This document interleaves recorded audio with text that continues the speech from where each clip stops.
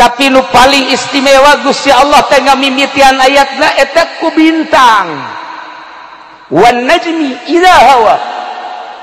Demi bintang ketika terbenam, teka tingali ku lubuk panon, teka deuleu ku mata.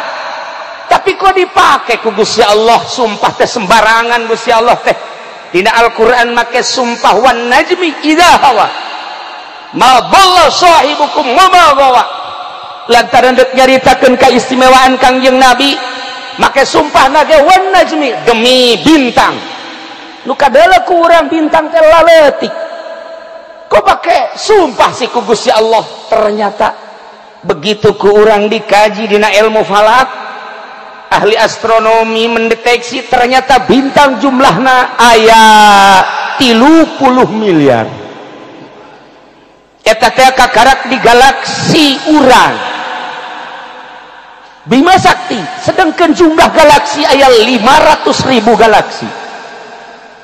Bintang anu terdekat jeung bumi eta jarakna adalah 4 tahun cahaya, sekitar 23 triliun mil.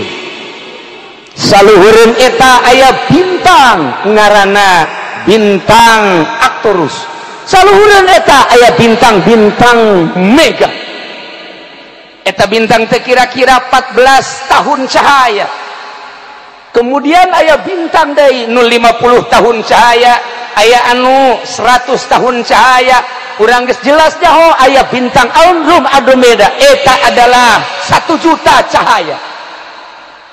Masih keneh loba keneh bintang. Oh, horenganan.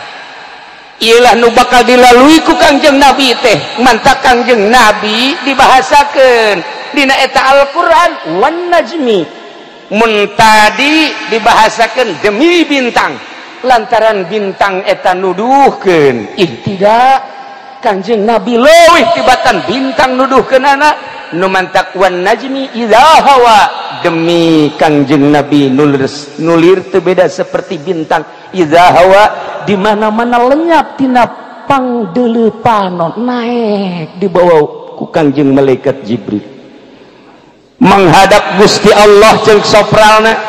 Sanajan diperdebatkeun nu jelas Kangjeng Nabi teh naik ka Sidratil Muntaha. Tidinya lah Kangjeng Nabi istimewa dibandingkeun jeung planet-planet anu lain teh nanaonan. Jeung kautamaan Kangjeng Nabi eta kakarak jarakna hungkul. Lamun urang nyaritakeun kekuatan cahaya bintang, kekuatan cahaya bintang teh aya anu 23 kali lipeteun bumi, lipeteun matahari. Aya anu 30 lipeteun cahaya matahari. Aya anu 100 kali lipeteun cahaya matahari kekuatan panasna. Bahkan aya nu 500.000 kali lipat kekuatan cahaya panon poe. Koreng teu sambarangan Gusti Allah dina Al-Qur'an wan najmi idza hawa. Demi Kangjeng Nabi nulir teu beda jeung bintang anu nuduhkeun ka umat karasa ku urang pituduhna. Malam ieu geus dicaritakeun ti awal tepi ka akhir. Luar biasa Kangjeng Nabi teh. Mantak maudallah sahibukum mamagawat teh sasar teh kaliru Kangjeng Nabi teh. Da Kangjeng Nabi ma yang tiku anil hawa teh pernah nyarita timbul tina hawa nafsu. In huwa illa wahyul yuha, kecuali wahyu.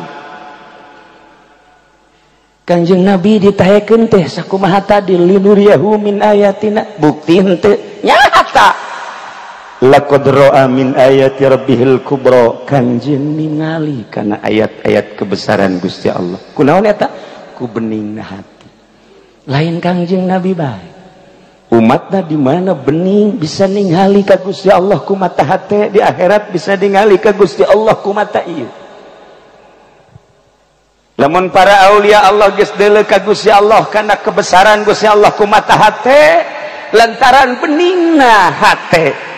Nala sakumaha Kangjeng Nabi. Nah, Kangjeng Nabi teh imimiti berangkat Masjidil Haram ka Masjidil Aqsa, ti Masjidil Aqsa naik ka luhur ka Sidratil Muntaha.